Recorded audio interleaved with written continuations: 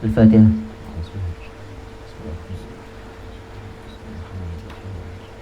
إياك نعبد وإياك نستعين اهدنا الصراط المستقيم صراط الذين أنعمت عليهم غير المغضوب عليهم ولا الضالين.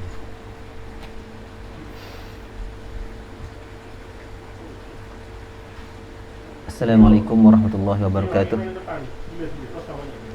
Bismillahirrahmanirrahim. Alhamdulillahirabbil alamin wassalatu wassalamu ala asyrafil anbiya'i wa mursalin sayyidina Muhammad wa ala alihi wa ashabihi ajma'in.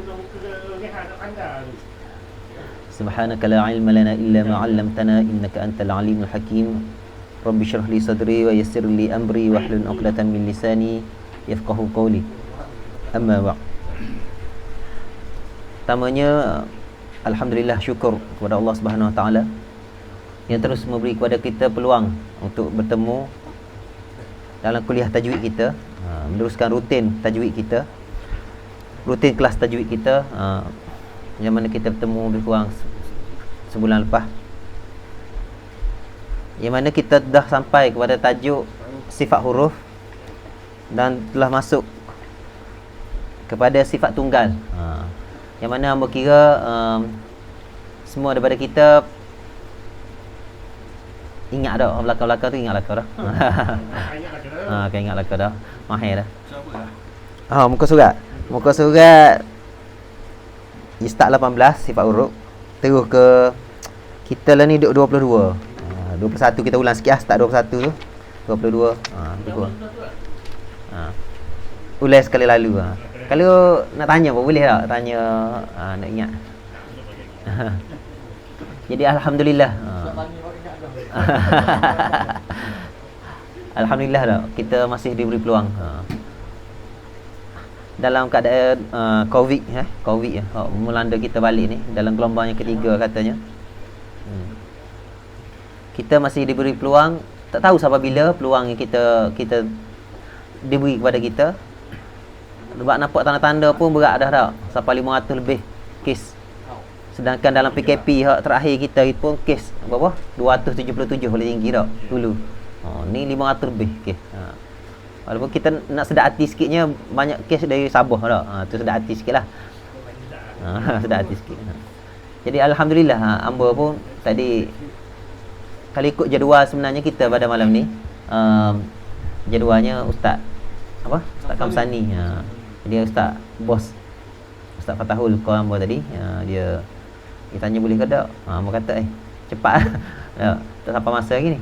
Dia kata tak apa, mari santai-santai je, dia kata.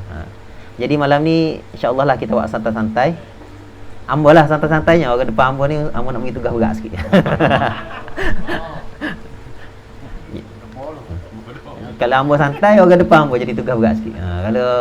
Kalau hamba ni, orang depan hamba relax kalau hamba jadi insya-Allah lah, bersedia lah.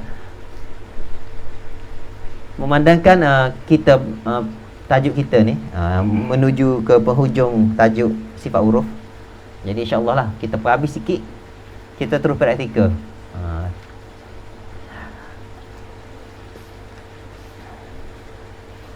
Sama ke yang tak ikut daripada awal sifat huruf? Ramai orang pula. Sudahlah. Start mana ni? Okey, sifat huruf macam hamba sebut semua. Sifat huruf merujuk kepada sifat yang berbentuk bunyi, bukan sifat berbentuk huruf tu. Alif yang dikatakan sifat pada alif bukanlah panjang alif tu, tirus ataupun kurusnya alif tu. Alif tersebut, kurus dia, tirus dia tu.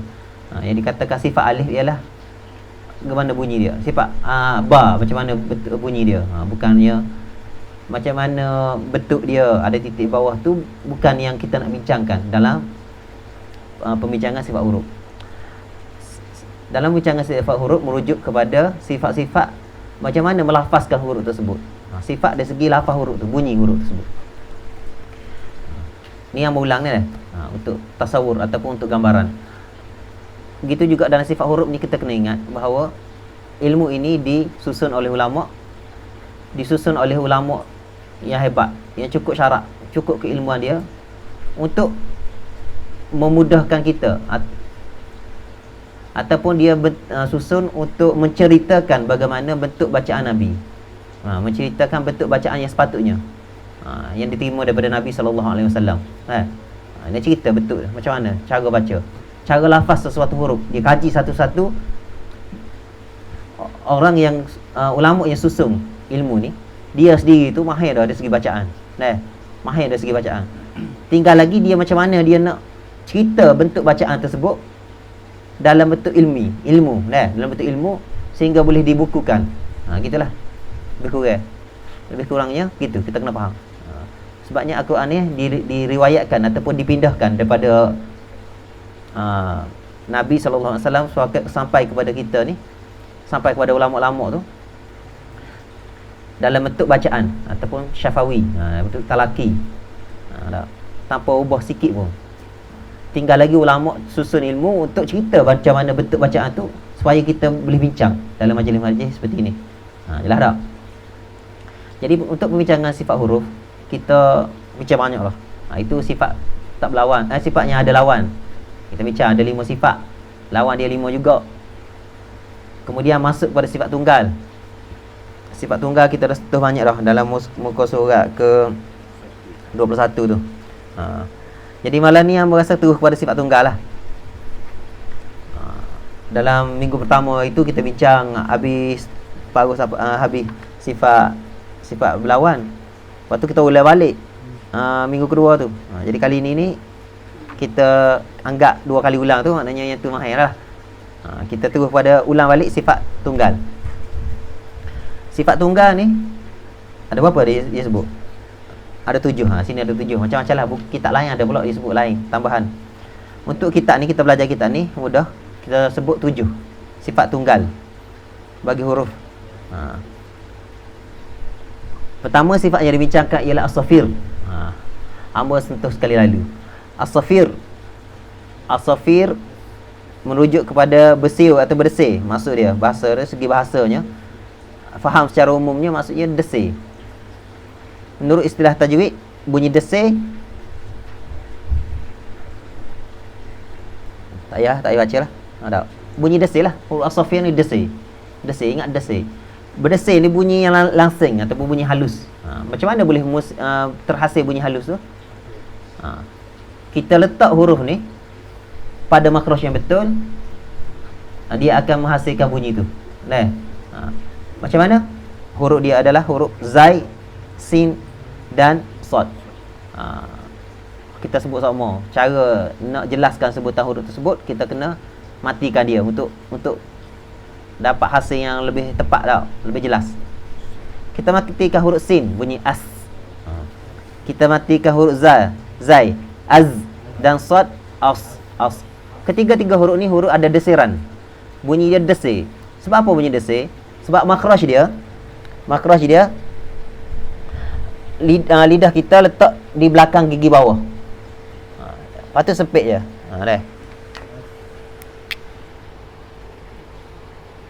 Ni gigi sempit je. Lebih kurang gitulah. Tak. Makhraj kita dekat-dekat dengan sentuh ni. Ni lidah Ni lidah, ni gigi Ni pandangan daripada tepi. Ni lidah. Bila kita tolak udara, lebih apa kira? Tolak udara bunyi, tolak bunyi as. Kita buat. Cuba as.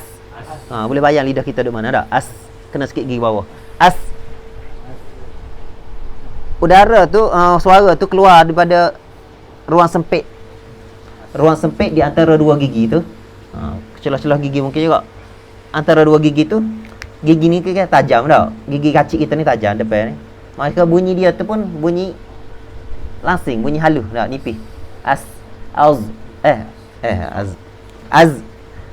as. Sad. Kalau ikut ni mudah pengajaran, kata-kata sin ni dekat dengan bunyi apa sin. Dalam buku tu sebut belalang dah, dekat bunyi belalang. As. Semua bunyi benda terbang dah. As, belalang, as. Tahu ya ke tak? Kita lebih kurang lah untuk mudahkan pengajaran. Benda tu mungkin tepat, mungkin tak tepat tak. Tapi yang pentingnya bunyi dia tu as. Bunyi desir. Huruf sad angka bunyi angsa. As, as, masih ada desiran ya. Sebab apa? Keluar daripada huruf. Begitu juga huruf zal, huruf zai, seolah-olah bunyi lebah. Az, okey, jelas. Terus kepada huruf sifat qalqalah. Huruf apa yang ada sifat qalqalah? Qaf ta ba jim dal. Qaf ta ba jim dal. Qutbu jaddin. Qutbu jaddin. Qutbu jaddin qaf ta ba jim dal ni huruf qalqalah. Macam mana sifat qalqalah ni? Kalau kira dia sebut melantung apa tu lebih pada nak ngajar dah. Yang pentingnya dia ni sifat tu hamba sebut 3 syarat itu. 3 syarat. Pertama dia ni kalau sebut ke arah dia dengar dah halatus fi halati sukuni. Dalam keadaan dia tu mati. Berbaris dia tu mati, keadaan mati. Dia bukan terhasilnya qalqalah ketika huruf tersebut mati. Huruf ba, kalau dia ba gitu tak jadi mana qalqalah dia dah. Ba. Walaupun ada perbincangan ulama kata ada juga qalqalah dia, tapi tak apalah, kita pergi secara hak paling mudah lah dah. Huruf qalqalah berlaku pada keadaan mati sahaja. Kalau sifat huruf lain sofi ke apa tadi, huruf zai tadi, dia za bagi atas ke, bagi bawah ke, bagi depan ke, mati ke, semua ada sifat sofir. Dah. Tapi sifat qalqalah yang kita nak bincang ni hanya ketika huruf-huruf qaf ta ba jim dal ni berbaris mati. Dah. Ta, dah, alta. Kalau ta tak jadi. Dah. Alta. Pertama ketika mati. Yang kedua, dia terhasil at-taba'ud dengan at-taba'ud baina tarafai udwi nutqi. Dengan menjauhnya di antara dua anggota sebutan tu. Okey, kalau huruf ba mana sebutan dia? Makhraj dia. Betul aja. Ba di dua bibir tak? Dua bibir. Dia terhasilnya dengan cara kita tak aba. Masa jauh dia bunyi ba dia tu. Aba, qalqalah dia tu. Bukan abba dah. Aba wa tu tak jadi. Kita buat aba tu bunyi lain, aba tu bunyi lain. Dia ni terhasil melalui menjauhnya di antara dua anggota yang sebutan huruf tersebut. Terhasil daripada menjauh tu. Penjauhan dua tu. Aba. Nampak tak? Aba. Manakala huruf jim makhraj dia tengah lidah jumpa dengan lelangit atas. Aja. Tak, bukan aja ke, tak. Aja. Gitu ya. Huruf apa lagi? Huruf dal. Ujung lidah jumpa dengan gusi. Gusi gigi kacit. Ada. Tak. Ada. Ada. Dia bukan ada. Dia bukan buat gitu. Dia natural aja. Ada. Yang hamba sebut macam hamba sebut sebelum ni. Huruf-huruf qalqalah ni dia memang secara semula jadinya memang comel sebut dengan qalqalah. Kalau tak sebut dengan qalqalah tak sedap. Ab mati ingat dah. Tak sedap dah. Kalau dalam kitab lain dia sebut boleh menghasilkan jadi skop perut. Skop. Apa panggil? Skop. Tahu skop. Gitu. Ab. Huruf dot bukan qalqalah. Antara kesalahan yang biasa yang buatnya Fadlillah. Tak ada qalqalah huruf dot. Huruf dot tak termasuk dalam huruf qalqalah. Qaf ta ba jim dal, yang qaf ta ba jim dot dah. Dah. Jelas tak? Sekali lalu ni jadi panjang tak? Tiga lagi. Dia tak dalam ni dia sebut dalam kitab ni berlawanan sikit dengan Ahmad sebut ni, dia kata bukanlah menghasilkan apa-apa baris. Tak ada bunyi abba, bunyi ba ke, bu ke, bi ke ada. Pada qalqalah kita tu tak ada bunyi apa-apa baris. Tak ada abba. Ke arah bagi atas dak. Ab. Tak jadi. Abu tak jadi juga. Dia ab, tak ada bunyi baris apa-apa. Tapi dalam buku ni dia sebut qalqalah ni lebih kepada baris atas. Aba. Dak. Tapi tak apa, tu perbincangan lebih kepada teknik. Orang nak cerita tak. Yang pentingnya kita baca depan tok guru kita tutup. Dan perbincangan ni detail lah. Detail. Macam-macam lah. Okay lah. Kita faham cara basic dulu. Aba. Qalqalah ada sughra dan ada kubra. Qalqalah sughra merujuk kepada dalam buku ni cuma tak baca dah. Malah lagi satu-satu dah. Sebab kita murajaah ataupun ulang kaji. Qalqalah sughra merujuk kepada huruf qalqalah tersebut yang berada pada tengah-tengah kalimah, tengah-tengah perkataan ataupun hujung perkataan kalau kita tak wakaf. Contohnya kita baca qul huwallahu ahad, qul huwallahu ahad. Walaqad jaa walaqad jaa. Apa kata yang mudah lagi? Ajma'in lah dia bagi dah. Bimiqdar, mula-mula bimiqdar. Huruf qaf tersebut qalqalah. Sughra ke kubra? Sughra ke kubra situ? Sughra. Sughra ni maknanya kecil. Kecil ni ringan sikit. Ya tak? Sughra ni kecil, ingat. Bimiqdar, dia tak ada bimiqdar. Mudah je, ringan je. Bimiqdar. Kita baca secara ringan saja. Bimiqdar. Sebab apa? Dia berada di tengah-tengah perkataan.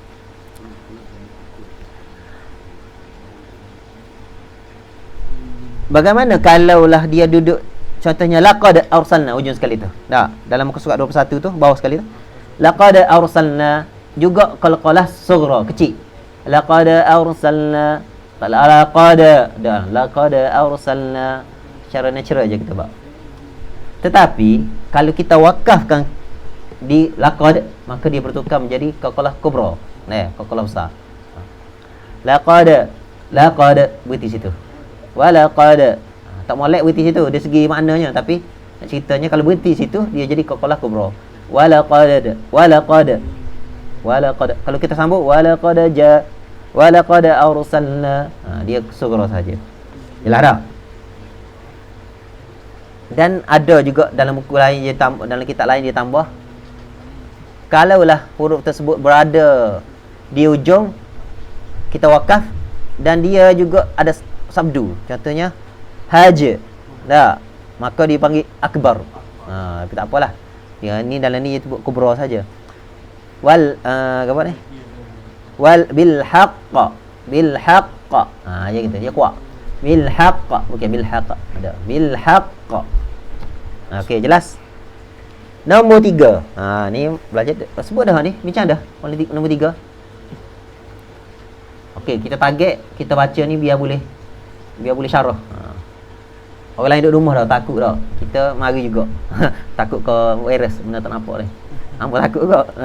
Jadi menyuluh sangat dah. Jadi kita ni orang mari juga mana kuat ah.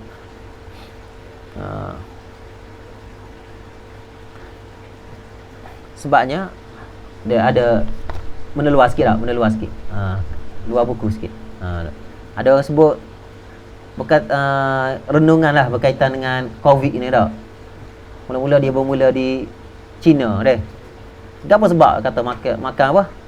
Makan benda kotor, makan kelawar, makan musang dah, makan musang, kelawar, anjing dah, macam-macam. Tupa hok. Boleh makan eksotik dah. Kita kata Allah pandai dia makan gitu, kita makan benda-benda molek. Dah. Insya-Allah tak kena lah. Lah sekali kena kepada kita juga orang Islam yang makan benda molek-molek ni. Kena juga.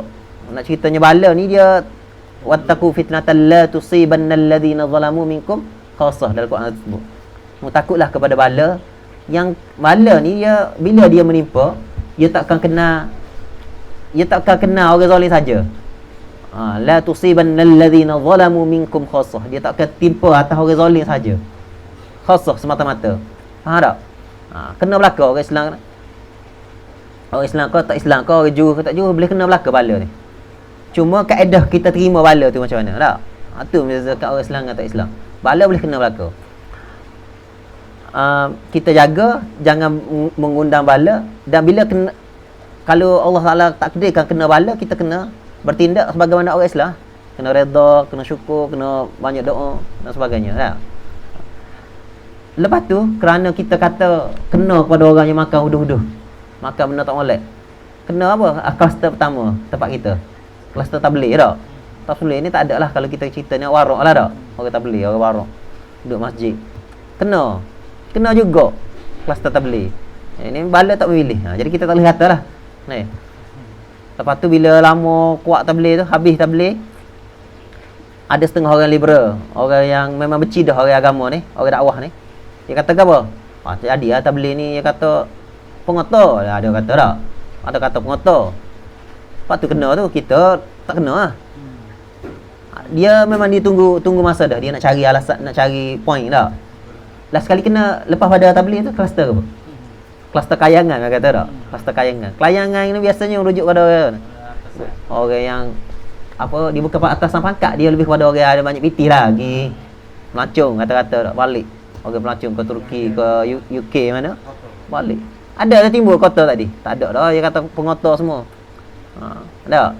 Boleh kena juga orang kluster kayangan tu. Jadi habis itu cerita timbul gelombang ketiga ni, kena juga kluster ke apa pula? Ada orang kata kita duk bebas. Kita hamba pun sendiri pernah terfikir tak? Kita kata best orang sedaplah orang duduk dalam jara tak? Orang jara ataupun tempat-tempat terkurung.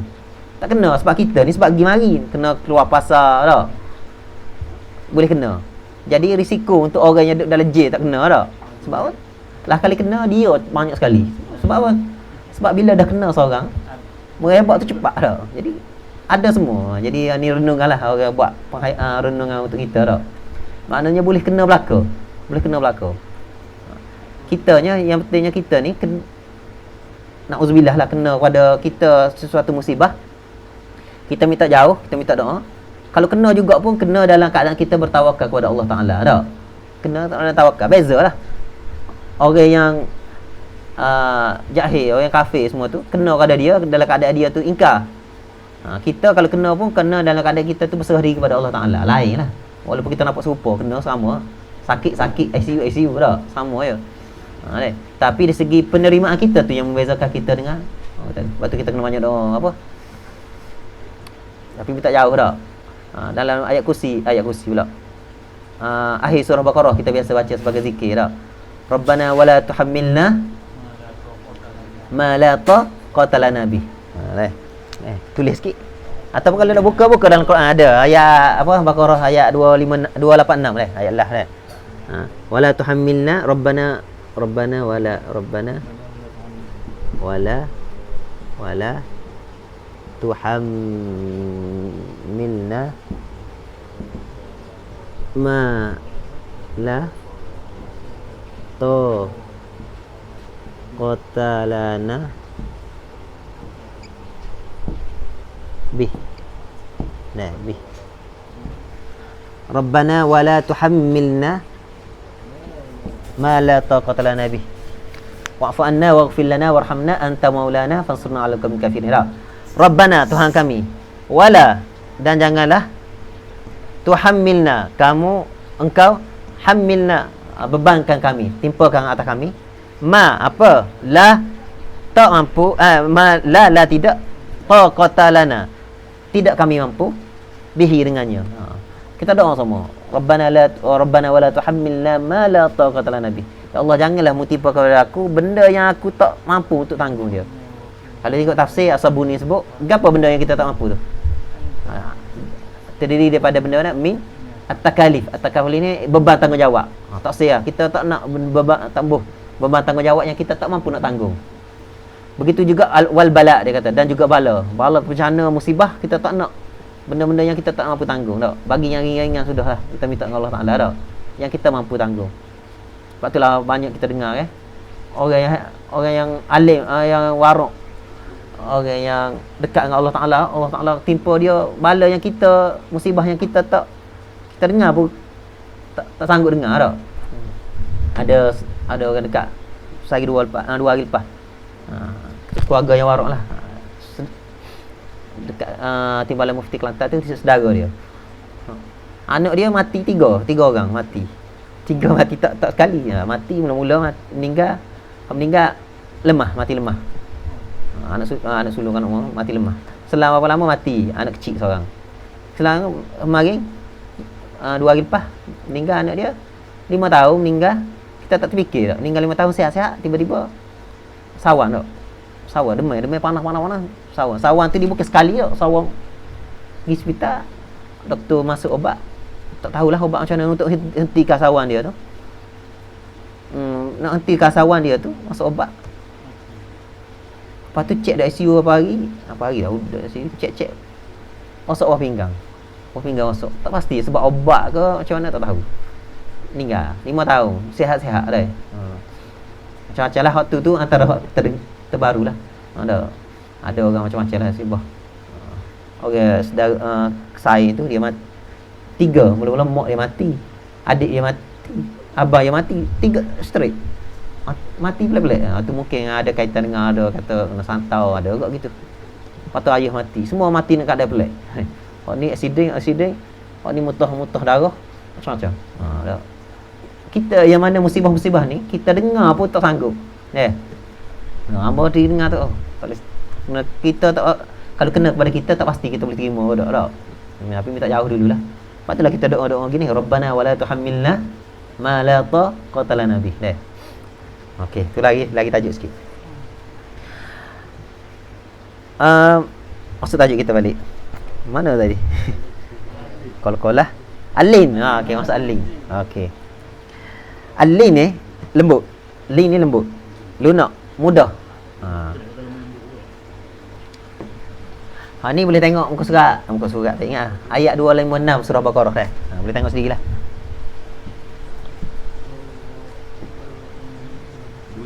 256 ayat 286 ayat ngelah surah Baqarah. Alin ni merujuk kepada huruf yang kita baca tu lembut bunyi dia. Dia baca secara naturalnya memang lembut.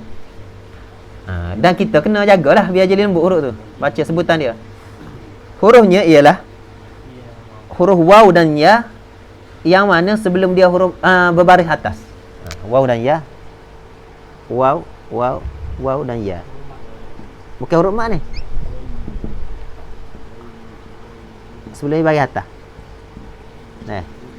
Waw dan ya yang sebelumnya baris atas. Kalau ya sebelumnya baris bawah baru dipanggil huruf mat. Kalau waw mati sebelumnya baris bawah, sebelumnya baris dhammah ataupun depan baru dipanggil huruf mat. Dalam keadaan ini huruf ya dan waw mati sebelumnya baris atas dipanggil huruf ni huruf lembut, huruf lin. Huruf lin cara sebutan dia kena lembut lah. Contohnya Fir'aun, wailun, tak ni wai. Kita jangan kepik, jangan bagi tekanan pada huruf ya tersebut. Dengan wailun, wai dah, wai. Maliki yaumiddin, yaumiddin bukan maliki yaum. Maliki yaumiddin. Tak boleh keras. Maliki yaumiddin. Maliki yaumiddin. Okey. Gambar satu lagi. Huruf ya. Wai. Bukan wai. Bukan wai. Wailul likulli. Ilaik. Bukan ilaik. Bukan tu payah. Tu biasalah. Fir'aun. Bukan Fir'aun. Ini mudah je. Apa huruf dia? Huruf ya dan waw mati sebelumnya baris atas. Ni huruf lin. Sifat seterusnya